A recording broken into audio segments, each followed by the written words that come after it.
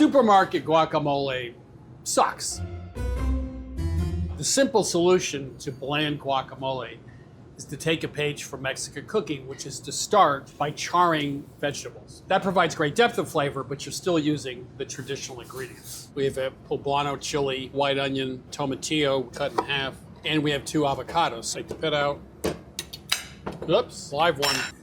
You can do this on a comal, you can do this on a grill, you can do it in a cast iron skillet. I just put my hand about 2 inches above it.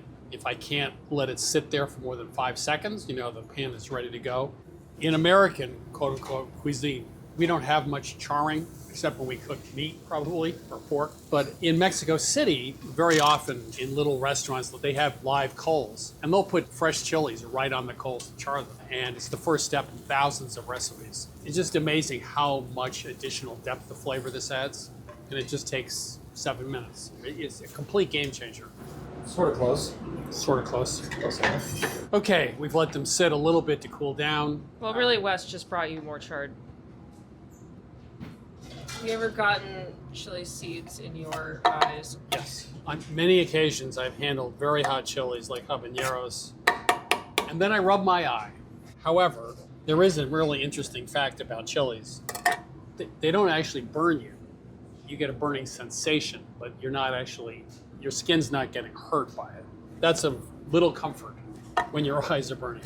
Now, we're not going to put this in a food processor or a blender because we want some texture, but on the other hand, you don't want big pieces. There are 2 kinds of sauces. There's sort of the red version, which is obviously plum tomatoes, and then the green version, verde, which is tomatillo. Why aren't we using red? Because avocados are, what color? Green.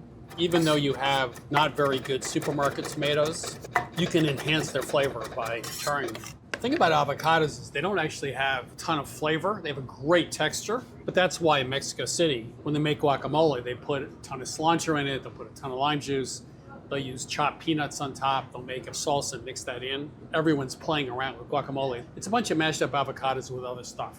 That's all it really is. A little lime juice, cilantro, of course, salt, and a little pepper.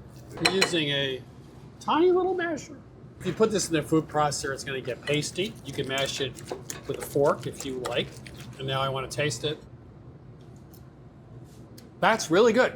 It's got a little bit of heat from the chili, lime juice, the onion, and maybe a little chili powder, not too much. This is the best guacamole. I've had lots of versions in Mexico, but this is really good. It's got more flavor. It's got some bite to it. It doesn't overwhelm the avocado, which is important. It has that slightly smoky charred flavor, which I think goes really well with avocado. Excellent. I love guacamole. Everybody loves guacamole, but this is a completely different sort of spin on it.